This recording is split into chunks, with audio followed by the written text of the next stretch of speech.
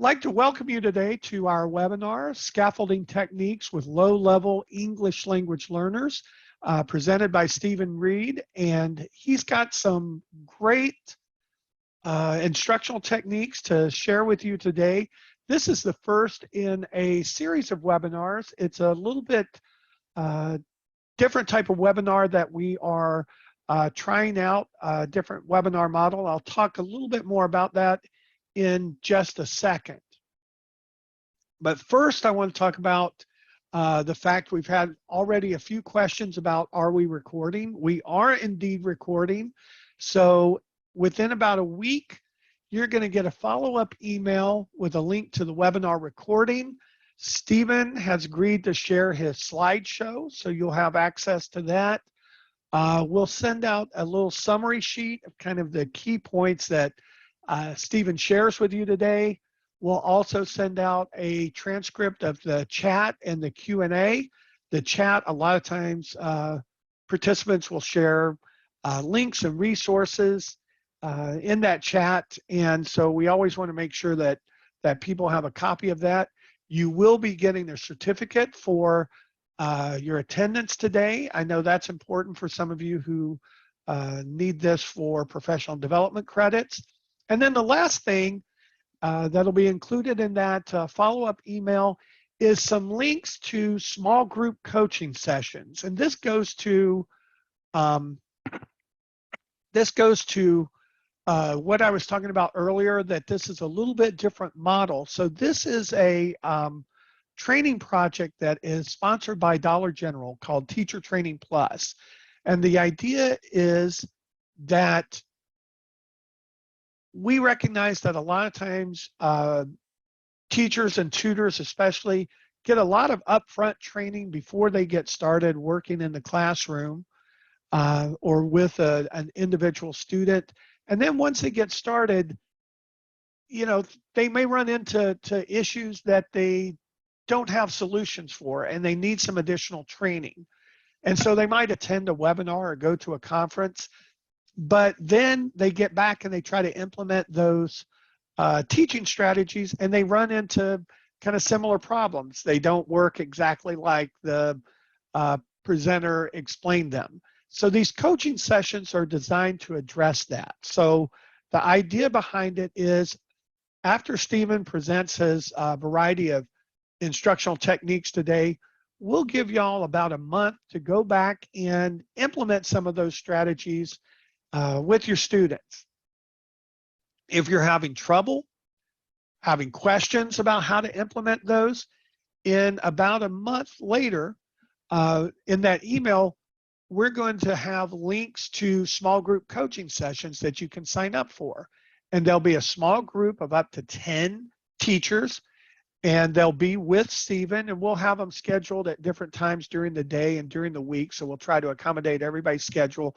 But you'll be able to sign up and just go on and ask Stephen and say, hey, Stephen, you know what? I was trying that technique that you were talking about with scaffolding with my students, and it didn't quite work. Here's what happened. And then Stephen and possibly some of the other teachers that are in that coaching session are going to be able to give you ideas about how to solve whatever issue you're having. So we're hoping you'll take advantage of those coaching sessions. We're interested in seeing how this model works, and if it's kind of a valuable piece to the webinar offering. So just encourage you to look for that email and sign up for those coaching sessions. Okay, so that's kind of the follow-up and the answer to, are we recording or not? During the webinar, we're going to have kind of two ways for you to communicate with us.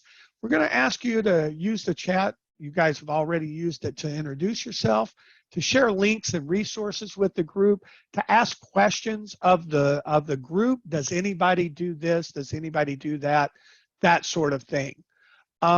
We are going to ask you that if you have questions specifically for Stephen about his presentation, that you use the Q&A feature to post that question to Stephen. And the reason we ask you to do that is that makes it easier for us to identify the questions for Stephen, track them, and make sure that they get answered.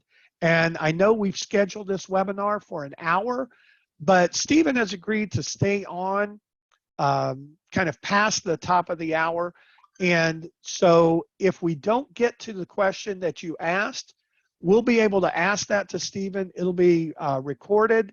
And when we send that recording out, you'll get the answer to your question. So that's one of the reasons for using that Q&A feature. And we did have a question, could any teacher from an organizational member site be part of the small group coaching?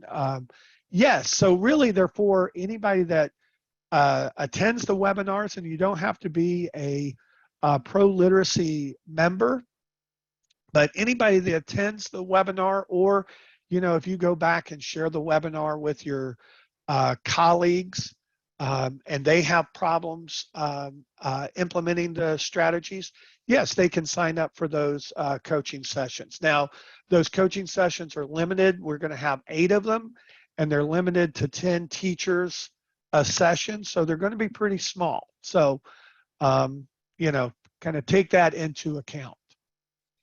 Okay. I'm going to turn things over to Stephen. I'm going to stop sharing my screen, and I'm going to turn things over to Stephen and let him introduce yourself, and then I'll come back and talk to you later when Stephen's done and we get to the question portion of the webinar. Stephen, feel free to take it away. Okay, well, it's great to see everybody here, and I'm glad you are joining us today. I've been kind of watching through the chats, and I'm actually recognizing some names and some people who are with us today. So I'm really excited to be talking with all you guys today. So my name is Stephen Reid. I am the program manager for Literacy Volunteers, Charlottesville, Albemarle, and I know that at least 2 of my tutors are here. I saw those names come through. I currently am overseeing about 200 volunteer tutors who provide their time and efforts with, right now we have about 350 students working one-on-one with their tutors. And my job is to provide help with curriculum and instruction. I also lead a group of program managers and executive directors of community-based literacy organizations here in Virginia, and we work to support each other on some of the best practices and a lot of moral support for each other that's been very, very helpful during the pandemic. And I've seen at least one of the members of that group here, so I'm glad you guys are here too. So what we're going to be talking about today is we're going to be looking at scaffolding techniques with low-level learners and what we can do to help our lower-level English learners improve their skills. This topic always takes me back to this quote from Benjamin Franklin, where if we really think about how our brains work and how we function, if we hear something one time, it's gone. We might as well not even have heard it. But if we spend more time working with it, then you'll remember a little bit more. And then if they're really involved in the process, that's when the student will learn what it is that we're trying to teach. And so that's what we're going to be looking at today. How do we involve the student in the learning process? So what we're going to be doing today is I'm going to talk a little bit about scaffolding just in general, and then I'm going to go through some different techniques that I've used with my students that I find is helpful to pull the student up to where we want them to be. And that's always our goal. So what is scaffolding? So obviously it's the assistance that they need to help in the learning process. It's building up those the skills in before we start teaching new material to help our students advance forward. A lot of times what we're going to be thinking about is how is what we're going to be doing in this lesson tied back to what we've done in a previous lesson? Or how do I tie it back to knowledge I know they already have? And that's what we're really going to be thinking about, is how do we connect the known to the unknown? And what can we do to make sure that our students are really pulling the most out of all the lessons? A lot of this is going to be trying to tie that previous material, the older material, into the new material. That way the student starts the new lesson with a leg up. They have a little more foundation before they get started into the new material to help pull them to learning the new material. But remember that scaffolding is about that support to build up. Okay? It's not, I know a lot of people think of scaffolding in a large classroom with mixed levels and what can I do to help the lower level students catch up. But it really is about that idea of building up, building up. How do we help everybody build up to where we want them to be? Okay. The first thing that I think is most important in all lessons is preloading the vocabulary. I want to make sure that I teach my vocabulary that I know they're going to be struggling with at the very beginning of the lesson. I usually try to pull 4 to 6 words that I think that they're going to be uncomfortable with, or they may not have any knowledge with at all, and use that time at the very beginning of the lesson to tell them to teach that new vocabulary. I think it's really important that they spend some time with that new material, with that new vocabulary before they get into the lesson. You can do this in a couple of different ways. You can do some sort of pretest with them. Do you understand these words? Do you know what these words mean? Are you, how comfortable do you feel with this word? If it's brand new, that's when you go through and you teach that word very, very explicitly so that they have full understanding of that word when it comes up in the lesson. Okay? Make sure that you are connecting the word to the test that you have given as a pretest. Make sure that they see that connection. Also, you want to expand on the word meanings. What other ways can the word be used? If your student is advanced enough, looking at their understanding of it, if you're teaching it in the noun form, how does it go into the adjective form? How does it go into the verb form if there are such? So thinking about other ways the word can be expanded. Also, if you're looking at nouns, what's the plural? I think it's very important to do all of that at whatever is level appropriate for your student. So if they're at that ability level where they can look at the various forms, go ahead and do that. If they're not there yet, maybe you want to stick to just the plurals, if that's kind of the max of where your student is comfortable. But I think it's important for them to go ahead and see what other ways they may see this word in the text. They may see it in the plural form. They may see it in the singular form. Also, anytime you teach vocabulary, I'm sure you already know this, but I'm going to throw it in there anyway. Anytime you teach vocabulary, it is extremely important that you get pronunciation correct. You need to spend that time when you're teaching the new vocabulary, making sure that they really understand the correct pronunciation, because you will never be able to unteach something that they have ingrained in them in a way that they are mispronouncing. So get that pronunciation correct as they're learning the vocabulary. Another thing that I find really important with vocabulary is keeping a journal, a vocabulary journal of some sort. A lot of people use word walls, something like that, that is going to allow them to keep track of all the new words they have learned. I am a big fan of word walls. I think that they are really useful to help your student keep track of all the new vocabulary they are using. I used to always push for them to create a notebook that is exclusively for new vocabulary. And that was the only thing this spiral notebook was for, just new vocabulary. I have since switched to using something like Google Sheets, where the teacher and the student can share a document. Because most of my work right now is with one-on-one tutoring, the tutor and the student can work on the document together. And so they can both add words to it, or the tutor can refine definitions or add other thoughts in, so that they can work on it as a team, and they can both share to it, and they can both see what's going on. I think that as you are creating your wall, the numbering along that first column, at first it feels kind of silly.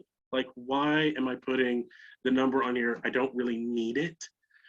But whenever you have a student who passes 100, passes 500, passes 1,000, they see what they have done, what they have learned, and how far they've come. And when they're looking back at the beginning pages of it and all the vocabulary that just seems very easy to them now, that was brand new when they first started their wall, it really is exciting for them whenever they're moving past those big numbers. It really does help your student see the advantages they have. Also, that last column I always put in for review dates, so that I can keep track of when I have looked at this vocabulary. Reviews always make such a great warm-up activity, and by tracking which vocabulary you have hit on what days, you know, oh wait, we haven't looked at these in a while. Maybe a good time for us to go back and explore that vocabulary again to make sure they really understand it. So I think it's a really good idea to have those review dates in there as well. So this is kind of an example from the Venture series, and it is the level 2 vocabulary for the first couple of lessons. And I just pulled out the words that I thought might be confusing. You'll also notice that I put a phrase in there, introduce myself, as opposed to introduce, which could be like introduce a topic to start something new. But introduce myself is to tell new people about me. And so sometimes you're going to want to put a phrase in there. The thoughts and impressions or sentences, I've left that blank because I'd like you to put something in the chat. Pick one of these words. What kind of impressions or thoughts would you use if you were filling in that column of thoughts and impressions or sentences? I like the idea of leaving that blank pretty open, because it allows the student to do whatever is best for them or most comfortable for them. Sometimes it could be pictures, because if you're working in Google Sheets or a similar spreadsheet, you can copy and paste pictures in there. Those could be helpful. Whatever it needs for you and your student to really understand the material, so that they really do kind of make a connection to it. And I think that's the important thing, is looking at using that column for connections. Okay, and so by looking at some of these vocabulary words, what can they do? How can they use these that it makes a difference in their lives? And that's really what we're looking at. That's something that we all know as adult educators, how important it is to make a connection to what they're doing in their life right now. So much of what we are doing is for immediate use. We want our students to be able to use these skills tomorrow at work. And so by making these connections to vocabulary they already have, and using their thoughts, their impressions, and them creating the sentence and the definition, that's how they're going to own this word a little bit better. seeing some great things in the chat, looking at how are they connecting with the vocabulary. And I saw a couple of them come through on the use of classmates. One had, Fred is my classmate. We can do homework together. That connection to this is a person and a person I know, somebody from my class. That would make that connection a little bit tighter. I really like that idea. So so that's something that I find really important, is that thoughts, impressions, and sentences column, because I want the student to really make a connection to the new vocabulary.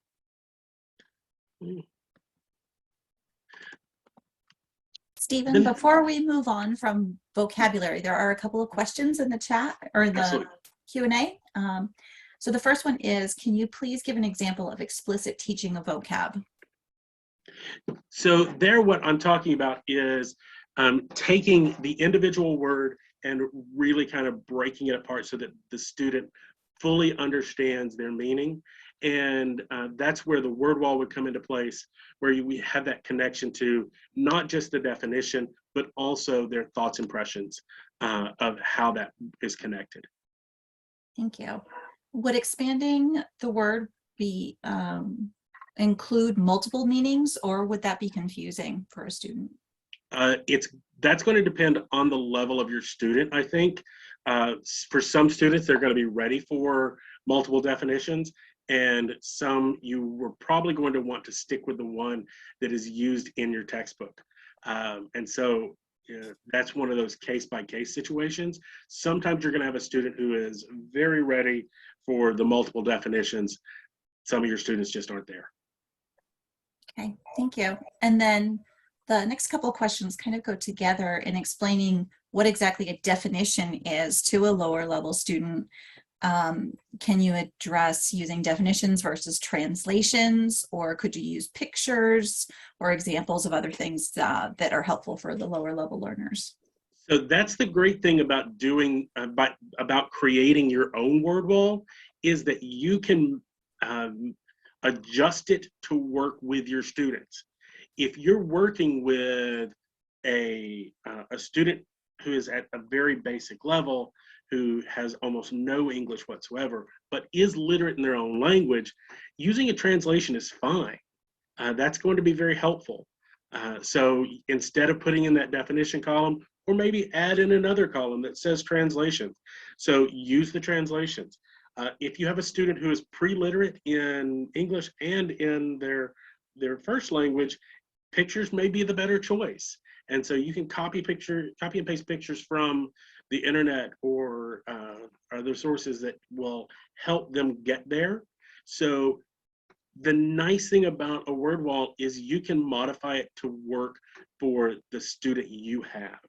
And so if you're working with a student who can deal with a definition in English, go with that. If they're not there yet, then a translation is fine. If they're not there yet, then go with pictures. You can make it fit the direction that you need to go. I am a strong believer in, with a basic level student and a level 1 student, translations are great. And if you want to use a translator like Google Translate, that's fine. With a student who is level 3 and above, certainly a level 4 and above, for me, translators have always been forbidden, because they're in that nuanced level of language acquisition, and I want them using definitions instead of translations. I see level 2 and the beginning part of level 3 as my transition zone, where I'm moving people away from transitions or translations, and trying to stick them more with definitions as appropriate. So really kind of building up from doing lots of translation to little to no translation.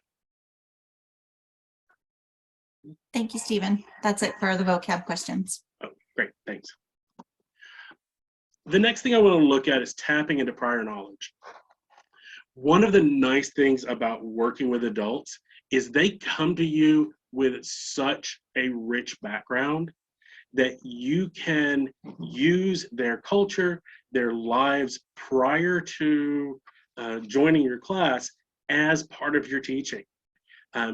Build on things that you know that they have a connection to, things that are culturally relevant to the content.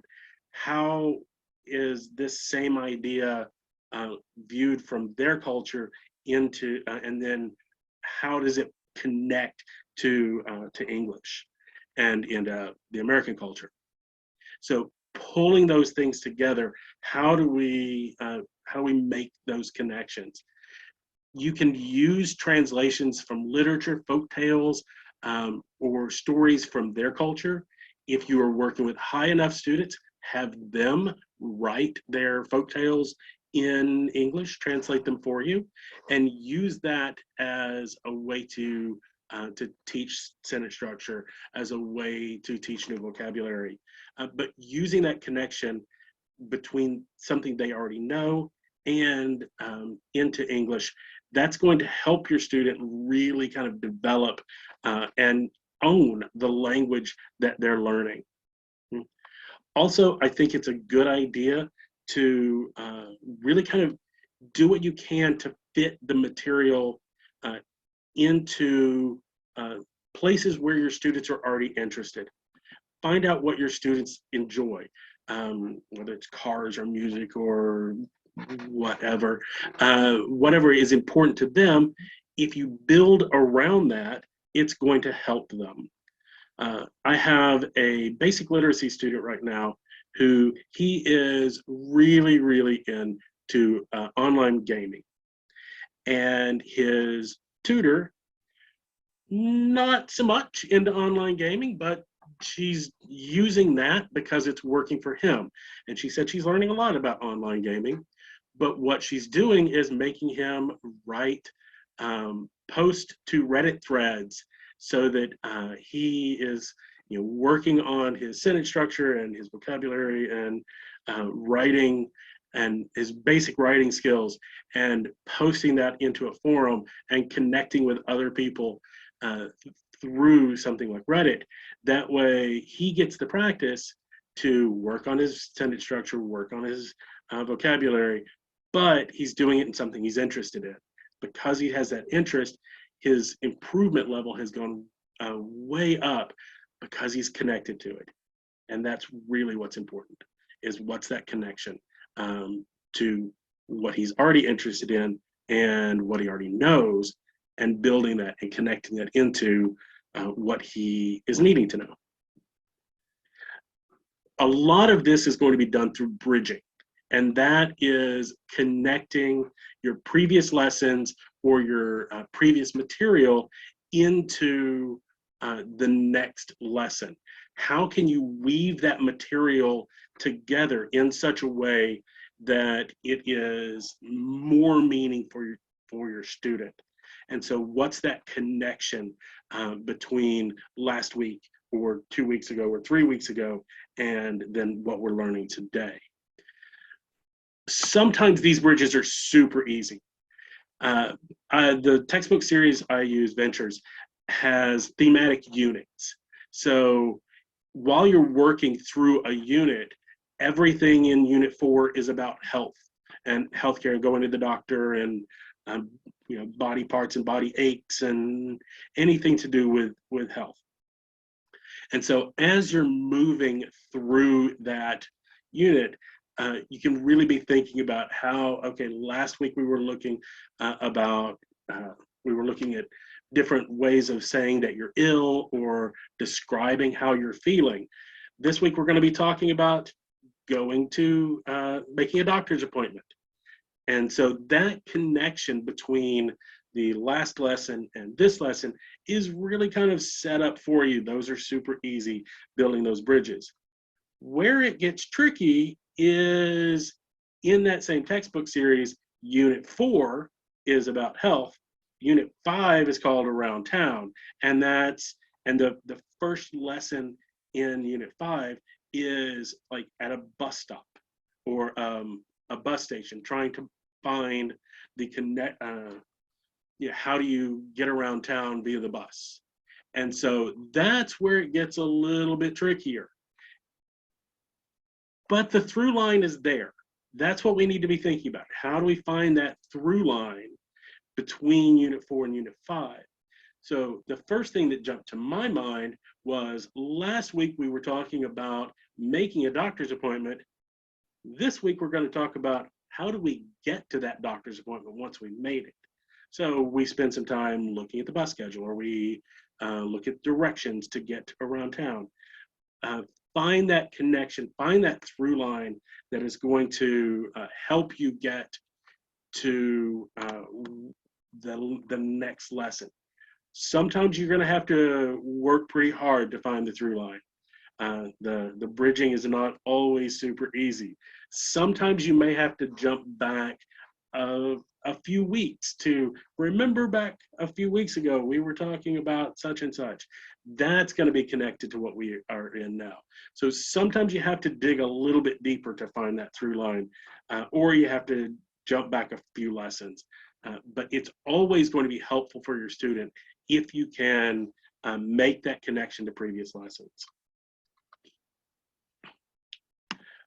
I am a big fan of visual aids and Realia, using things in my class so that the student can see it, manipulate it, pick it up, move it around, and use it in such a way because they have that connection to looking at the pictures or picking up the model that is going to connect it to memory a lot better. The other thing I like about this is it tends to reduce teacher talk time, because if you give your student something and say, tell me about this, that makes them talk more. And that's kind of the goal, having them talk more than I talk. And so using visual aids can get your students talking. And that's really important to me. It also gives you a touch point that you can refer back. Remember 2 weeks ago when we were looking at those pictures and we were talking about this? How does that connect into today? And using those previous lessons, to using a previous visual aid as your touch point to bridge into the new lesson can also be really helpful. Okay. I am a big fan of pictures. And I really feel color pictures, color photographs are the best choice. Also, I think it's really important to use pictures that matter to you. For example, those are my cats. That's Alistair and Charlie, back when they were kittens. They're bigger boys now, but that's when they were about 6 weeks old. And that's my Thanksgiving dinner that I made a couple of years ago. And having that connection to, these are my pictures and this is something I did, is really going to help your student. And then have them bring in pictures and show them, have them show you pictures of their cats, so that you look at that vocabulary and learn the new vocabulary about things that are important to them. Using that using the pictures and vocabulary that they have a connection to will definitely help. Using charts and graphs and timelines and maps and things like that, also super helpful. I cannot tell you how many times I have written this this chart for adverbs of frequency on a board, having the student understand that, you know, when we're going from always through frequently to sometimes to rarely to never, and they see how that goes from 100% to 0%, and putting that all together, it really kind of helps the student map out where those words fit in our vocabulary. And using maps, I find that so many of our students are fascinated by US maps, because, you know, they may not have seen much of the country and they are interested in where they are in the country versus everything else that's going on in the country. Okay. Also using pictures to help you with opposites. You know, They may know the story of the tortoise and the hare for fast and slow, tall and short. I think this is a great picture because we're looking at 2 U.S. Olympians here, and your student may know who Simone Biles is. So they get to see tall and short. Cheap and expensive, the difference between fish sticks and a lobster dinner can, kind of stick with your student to help them see the difference between expensive and cheap.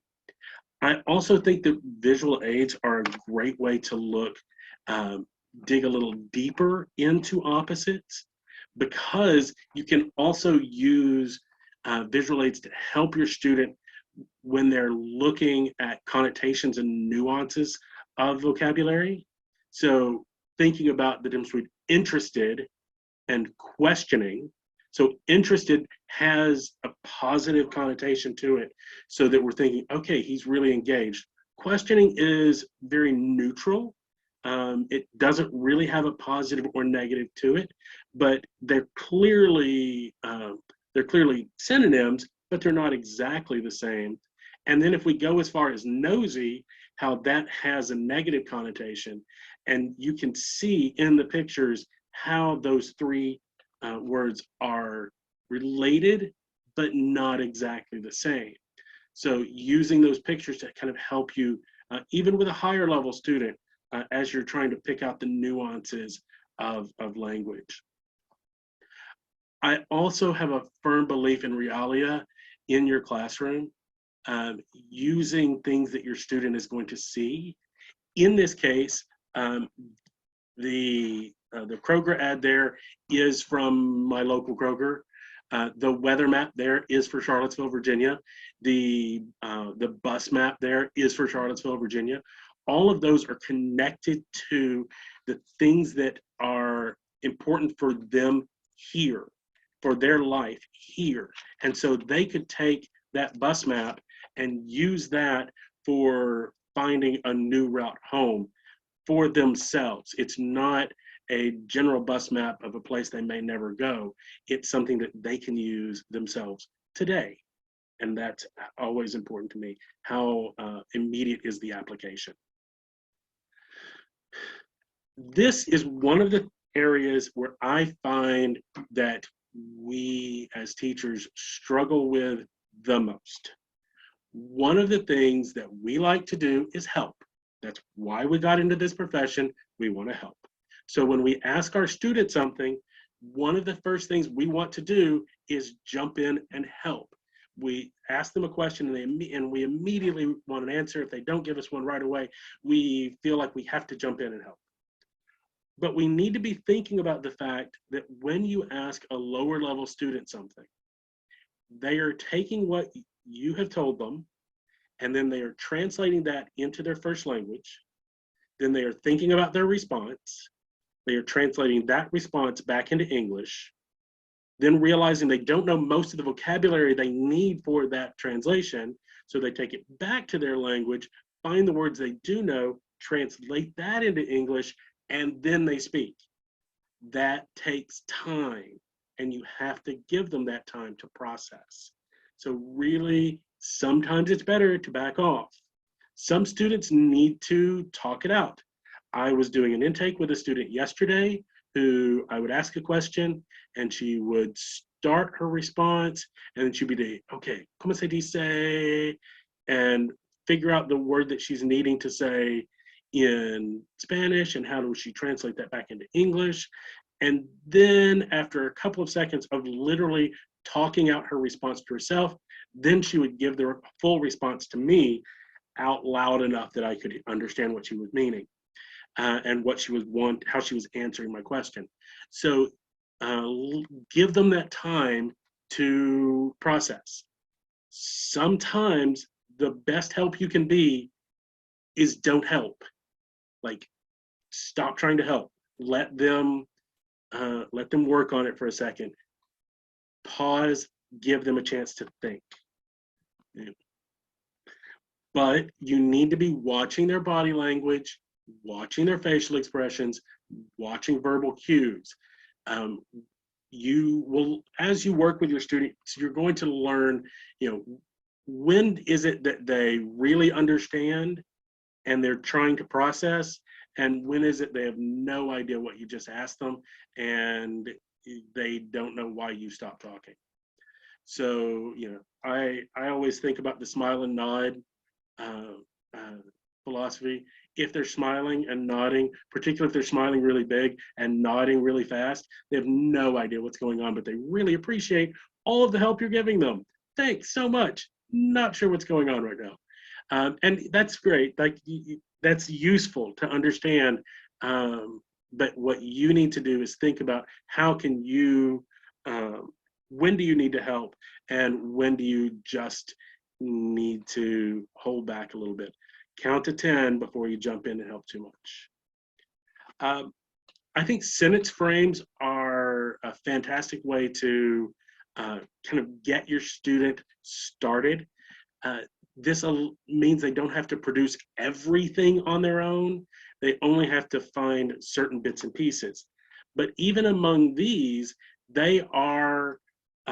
these can be leveled. And so when you're working with a really low level, it's pretty much a fill in the blank situation where you have done most of the work. You've given them the words. They need to figure out which word goes into which blank. But that frame is going to kind of give them the direction they need. And all they have to do is plug in a couple of pieces, but they get to see the word or the sentence as it's supposed to be. They don't have to do that much extra work. As you're moving up into the intermediate levels, that's where you're going to not provide the word bank, maybe have a bit of open-ended response. So give them a lot of what's there, but not all of it. Let them provide a bit more. Then when you're working with a higher level student, open-ended phrases where they can provide a lot of the information. You've just given them bits and pieces. And so that way they have more work to do as you're getting up in those higher levels, but you can still give them the bones of the sentence and then they can fill in the blanks. One of the things that I think is very, very important when you're working with all of your students is that is frequently checking for comprehension. Every time you get a chance, give a bit of a comprehension check. And these can come in a lot of different forms. And you should always keep your comprehension checks quick. Don't slow down the class too much, but just check in. Hey, everything going okay? Are you understanding? And then be responsive. So if you feel like they're not getting it, backtrack a little bit, reteach something, explain things in a different way. But use that comprehension check to see if they're really getting it. Also, I think it's really important to phrase these in a lot of different ways. Do you understand? What does this mean? So sometimes it's a yes or no is fine. A nod of the head is fine. Sometimes you want them to provide a little bit of information back. Sometimes you want to provide a lot of information back. And that's going to just really kind of depend on what your student is capable of at that level, and then using that to guide you as you move forward. But even when you're working with a super low level student, something as simple as this, how are you feeling? And they can point to the not so great, feel like I'm doing okay, or I'm doing great. And they can just point to the card that kind of matches how they're feeling. And I've had classes where I had these on cards and they would slide the card forward of how they're feeling. At the beginning of the class, I would tell everybody to move their red card forward, and they could, and then as they're feeling better, pull that back and move the yellow card forward, depending on how things are going. And I have had a class once where everybody had, a green card, a green or yellow card in front, and then I said something, and all of a sudden, all the green cards went away. And I'm like, okay, so something I just said confused everybody in the room. So I use that as a way for them to tell me that they didn't get it without actually stopping me and saying, I don't understand. So it's kind of their way of letting me know how they're feeling. But I guess the one thing I want you to take away from all of this is that sometimes you have to slow down in order to go faster.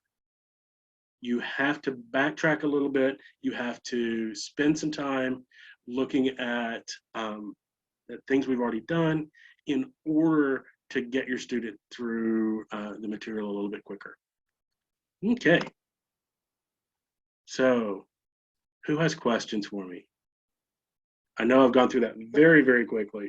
I'm trying to keep an eye on my watch, but sometimes I get excited and talk a little long. No, that's great. Thank you, Stephen. We had a bunch of questions around the vocabulary piece, and while folks might be typing in new questions based on the stuff later in the presentation, I wanted to go back to one of the questions, which was just around, can you give an example? Hold on, I had it just a second. Can you please give an example of explicit teaching of vocabulary? And you kind of described it, but can you actually like give us a vocabulary word and walk us through the explicitly teaching that vocabulary word? Okay, so if I were in a classroom where I had like, more than 2 students, looking at the word classmate, I would take that word and compare that word to a word they probably already know, which is probably friend. And how does friend differ from classmate? We would spend some time talking about, we are all in the class, and these are my friends in the class. So pulling that connection to a word they already know, friends, and another word they already know, class, and then looking at how classmates is connected together, and then how does classmate differ from friend, and how is it, and how you sometimes some of your friends are in the class, some are not, but classmate is all of the people in the class. Okay, I think that's a good explanation Okay. of kind of how you were approaching that. Okay. Let's see. I think we've kind of answered all the other stuff. We did have some interesting comments in the chat around what you were talking about, the importance of knowing, getting to know the students and getting to know their interests. Some people were pointing out you might pick a material that you think might be interesting to a student. I think the example somebody used was the example that you used was folk tales or something like that, and the student might find that childish because in their culture those folk tales are generally just used with children or things like that. So just really, I think, highlighting the importance of getting to know students and really focusing on not what you think might be relevant to them, but things that they're actually interested in. We have a couple of questions here. One from, I think, Liz or Lise. How have you applied some of these ideas to online classes? I find it hard to tell when online students are having trouble understanding something. Great question. Yes, that's a great question. And I think it's particularly difficult because a lot of times in online classes, the students have their cameras turned off. And that makes it really difficult to be able to read their body language and read their facial expressions because you can't see them. I am a big fan of telling my students to turn on their cameras as much as I can, or as much as they can, because it helps me. But I also understand that sometimes they don't. They're not able to. In that case, I do tend to use the chat boxes a lot, and making sure that they are able to connect in that way, and that I can, have them frequently jump in and add some chat if they're not really speaking that much. And sometimes I will send direct messages via chat to help them as well. But for the most part, I really try to get as many as I can to turn on their cameras, because it really does help me. Absolutely. And Stephen, would I be, I'm going to kind of follow up that question with a question of my own. Would I be right in thinking kind of another way to check comprehension is, especially in an online environment, is making sure you have kind of interactive activities? We had a presentation with a woman that used Jamboards a lot to check students' understanding of vocabulary and different things like that. So they were constantly kind of going to the Jamboard and posting pictures or posting comments about pictures or different things like that. So she could see by how they were actually doing the activity that they understood it or not. I think that's a great way to tie it together. That way that they, a lot of times they may not feel comfortable jumping in and saying what they're how they're feeling, but they can jump in and post something. A Jamboard is kind of like, it's like a whiteboard that is part of the Google suite, and you can preload them, just like you could draw pictures and put in text and things into the Jamboard before your class starts. And so you can have all of that set up, and then you can kind of just shuffle through them so that they can use them that way. So if you've never used Jamboards, I do recommend. I see in the chat a couple of people have posted the link to how to get to Jamboards. They're pretty handy. It's like being able to write all of the things that you need on your whiteboard before class. If any of you have ever used a smartboard, it's very much like that. Yeah, and I will try to post a link to that webinar that she did. We have another question from Oriole regarding learning cultures. They say, I have 80 to 90% Hispanic students from various countries, 2 Arabic students, 1 Haitian student, and 1 Chinese student. How do I handle the cultural issues? And I'm not sure if Oriole means kind of cultural issues like differences in languages, so they might be struggling with different things like you talked about pronunciation, or kind of those translation issues, or more of cultural issues that kind of result in awkwardness of kind of student interactions. Well, I have always used that to my advantage. I would use it as a I consider that like a feature, not a flaw. By being able to have, you got 4 different cultures in the room, talk about that. How do you do this in Haiti? How do you do this in Honduras? Even with your Hispanic students from various countries, the way they would handle something in Honduras isn't the same way they would do it in Mexico or Argentina. And so just because they speak the same language doesn't mean that their cultures line up exactly. And so I have always used that as a tool whenever I'm teaching a class with people from a lot of different backgrounds, and spend time talking about how culture is how things are different in various countries, and use it. As far as pronunciation is concerned, yes, you're going to have different pronunciation difficulties between Spanish speakers and Chinese speakers and Haitian Creole speakers and Arabic speakers.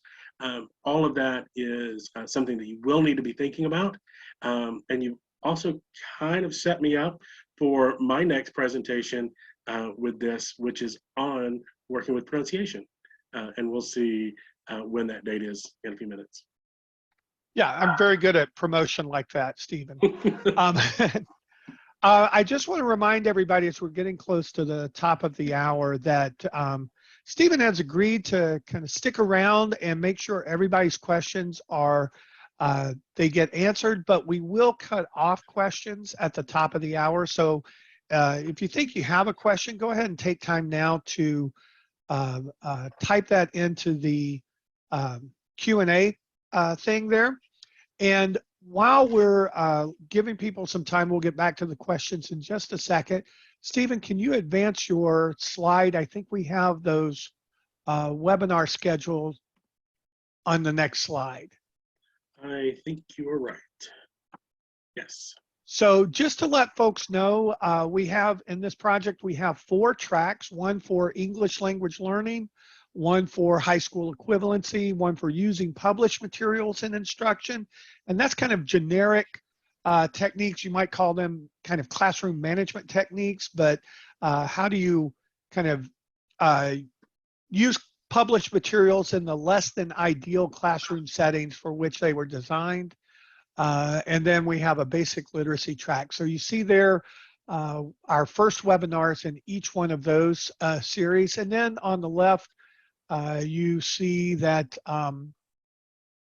Stephen's next tracks, Pick Your Battles, Best Practices for Helping Students with Pronunciation. That's going to be coming up in January. And then one on using dialogues and role play to build conversation confidence in April. And the fact that you guys signed up for this one means you will be on our mailing list for the rest of these webinars coming up. So you will get those announcements. Okay, to the next question we have, Stephen. I'm tutoring, this is from Tony. I'm tutoring a student on adult literacy who speaks Spanish. I only have materials to teach reading. What resources are there to aid my ESL teaching? So if you're looking at something to help you as a teacher or a tutor, I'm actually going to plug something from New Readers Press that is called Lit Start. It is a fantastic book that I have several copies available for my tutors to use so that they can kind of refer, and that's going to be very, very helpful for you to kind of get your brain in the mindset of how do I tutor and what is my student needing. Big fan of Lit Start. If you're looking for like textbooks and such to help students beyond just reading, there are lots and lots of textbook series built around the idea of what your student needs to know at every level. But I would probably spend some maybe look at that the workshops coming up on using published materials. That book is called Lit Start, L-I-T-S-T-A-R-T, and you can get that from New Readers Press. In the chat, there's a link to it, and so I definitely feel like that's a great resource for you. Thanks, Stephen. And I'm going to add a little bit to that for Tony. One of the things, I think Stephen's absolutely right. I mean, not just because we're associated with New Readers Press, but that Let's Start book is great. We also had somebody post that Literacy New Jersey has a lot of tutor resources. And then we are also going to be working, for those of you who are not familiar with our basic literacy and ESL online tutor training, we are going to be, if you belong or are associated with a pro-literacy member organization, you have access to those online tutor training courses for free. But if you're not, we're working to get you guys a free individual membership to pro-literacy, so you'll have access to those tutor trainings. So you would be able to access the ESL tutor training, and that has, Tony, that has a lot of great, just kind of generic teaching strategies as well to help develop vocabulary and language and things like that. So we're at the top of the hour. So I want to kind of recognize that some folks may have to leave. So I want to thank them for coming. Again, you'll be getting a follow-up email from us that will have a certificate, links to the recording, follow-up resources, and all of that great stuff, and links to sign up for the small group coaching sessions. If you want to stick around and just hear the answers that Stephen has, we've got, I think, about 3 more questions for Stephen. If you want to stick around and listen to those responses, you're more than welcome to stay. We'll probably stay on another 15 minutes or so. So let's get back to the next question. Stephen, this is a great question that I think we all kind of struggle with from Pamela. How do you get accountability from a student, from student study and practice without putting a lot of pressure on them? We meet once a week, but I know she hasn't done much practice, if any. So I think that's kind of a common question we have about practicing at home, practicing outside of the classroom, doing homework, those sorts of things. So how do we kind of get students to have more of that consistent learning opportunity without putting a lot of pressure on them? If I had the one definitive answer for that, I could publish that and retire. That's the question that I have gotten from adult educators for my entire career in adult education. How do we do that? And it really does depend on your student, what they are capable of, and what they're comfortable doing, and how much free time you have. You know, remember that your student has a very busy life, and it's possible that they're working 2 or 3 jobs and they may not have the opportunity to practice. In those cases, what I like to do is give them homework that's not really feeling like homework. Have them watch a TV show in English and tell you about it at your next lesson. Have them go to the grocery store and ask somebody who works there, where are the cornflakes? If your student is a lower level, practice what that means, and then have them ask the question to somebody they don't know. The great thing about a question like that is the answer is not important. What's important is engaging with somebody new. And so I like to provide practice that doesn't come in the form of writing, filling out a worksheet. So I would change up what type of practice I'm providing or requesting of my student, and let them connect with people in the community doing things that they're already doing in their daily lives. But yes, that's the giant question that I don't think any of us have the full answer to. Yeah, I think those are great suggestions. I really like that idea of kind of identifying things that they're already doing outside of class and figuring out how to work in language practice into those things, like going to the grocery store and things like that. I think also kind of one of those aspects of it is really just figuring out what is a level of homework that is accomplishable for a student, so that they get that sense of success. So maybe working on, you were talking about worksheets, but even maybe working on, using 5 new words is too much, but using 1 word or 2 new words seems doable, and just kind of finding whatever that is that's doable, so that when they come back to class, they have a success story, as opposed to I wasn't able to get to that this week kind of story. I have a question from Diana. It says, there was a question or comment earlier that I'd like to address, as I didn't hear a response regarding writing sentences. Very basic won't have the confidence to try. So I'm assuming she's talking about her, the students that she's working with are very basic level students. They won't have the confidence to try writing a sentence, but she thinks that sentence frames might help. Those fill in the blank with vocabulary words that fits. So can you talk a little bit more about why that kind of fill in the blank structure works? I know you talked a little bit about that, or maybe give some examples of how you've worked with that.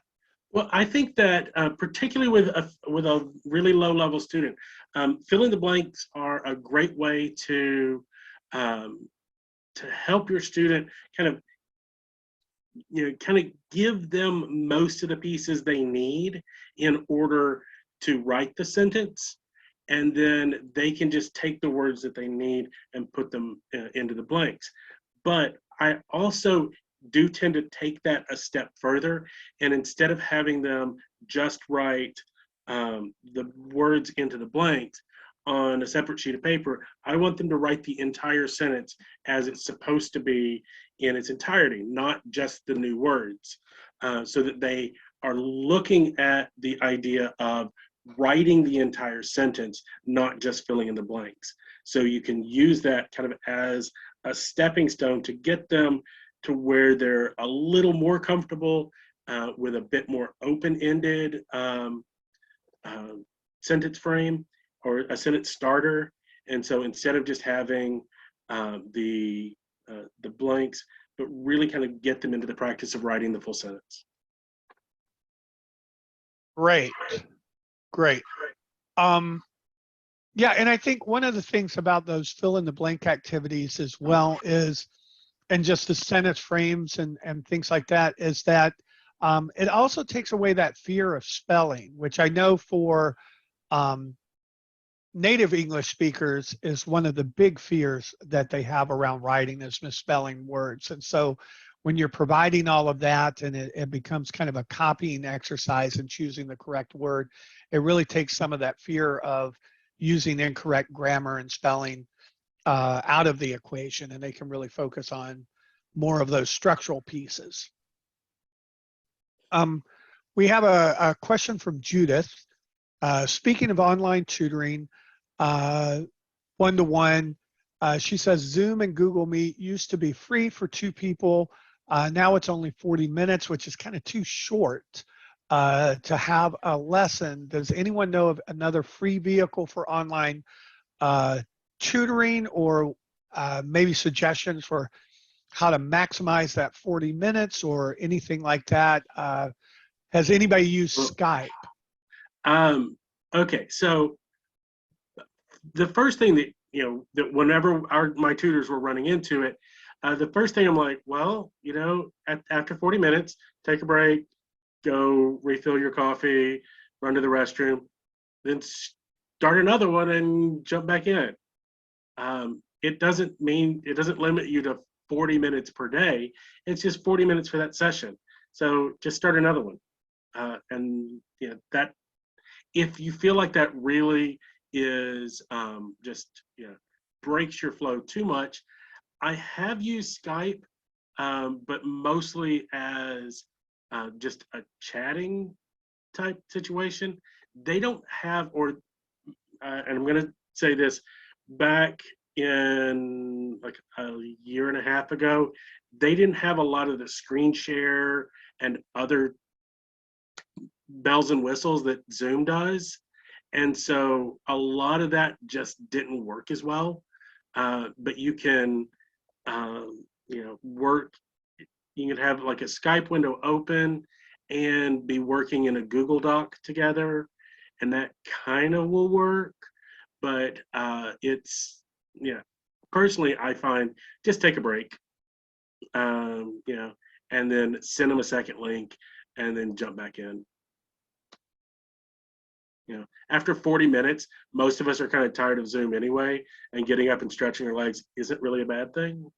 Yeah, I see a lot of agreement with that, Stephen, in the chat. I think people kind of agree. It's pretty easy to just close that one down, start up another one, and really 40 minutes is a good time to take a break. Yeah. The last question we have from excuse me, from Megan is, can you recommend any resources to teach students study skills?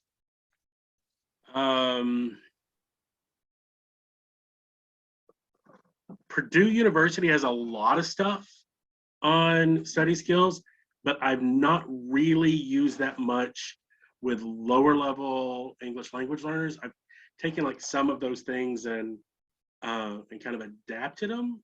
Mm-hmm. But as far as something in particular that I've used, I've mostly just used the Purdue University study skills material, but that's tended to be with college transition students and then like higher level ESOL students, not Mm-hmm. so much with lower level. Todd, what do you guys have? Well, I'm gonna put a plug in for a resource that we actually just loaded up onto Education Network. And for those of you who aren't familiar with Education Network, it's our kind of hub for resources that we develop and share with the field. About 95% of all the resources on there are free and available to anyone. You don't have to be a pro literacy member. You just have to go on and create an account. I put the URL in the chat, so you can go there and create an account. And then what you want to do is search for the Student Success Handbook. And it'll be a PDF file that you can print out, download, and give to your students. And it's written for native English speakers. For I think lower level English language learners, it might be too difficult for them to read, but it has some great information in there about just kind of study habits and reading and checking your comprehension and some things like that that you can pull from and really work with students on developing some of those skills. So I think that might be a good resource for you. And actually, that was our last question we had. Todd? Yes. Yes, there was one question that I copied from the chat before it got buried there. That was a really good question, so I wanted to pose it to Stephen. With low-level students, do you have a recommendation for percentage of time in the lesson spent on vocabulary, grammar, versus the percentage of time on fundamental civics type skills? Ooh, with lower level students, I tend to focus a bit more on vocabulary and basic sentence structure. I might tie that into a connection with some basic geography or such, but going too deep into civic stuff, I don't know how much I would do. But when I'm working with like the lowest level of ESOL students, I am mostly working foundation vocabulary and foundation sentence structure. Thank you. And that's all of our questions.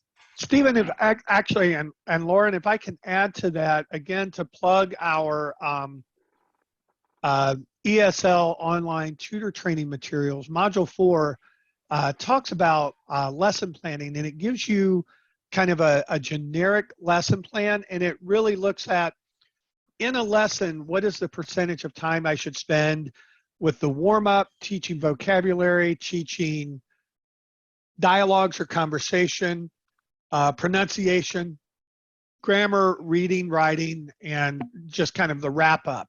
And so kind of looking at, it looks at kind of moving from oral language to written language, and kind of gives you some breakups, recognizing that those basic percentages may change depending upon what you're teaching. So if you're doing kind of a civics heavy lesson where there's a lot of new vocabulary, you may wind up spending a lot more time on that vocabulary, and you may have like a little less time on grammar because it might not be as relevant.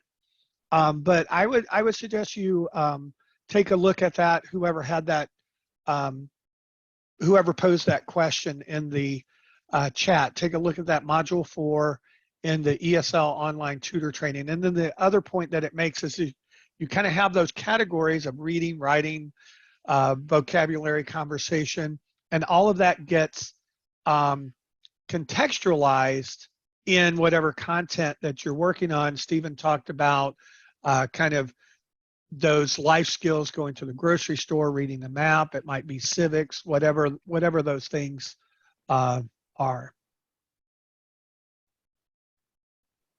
All right, Stephen, thank you so much for presenting this webinar. I think it was really helpful for folks.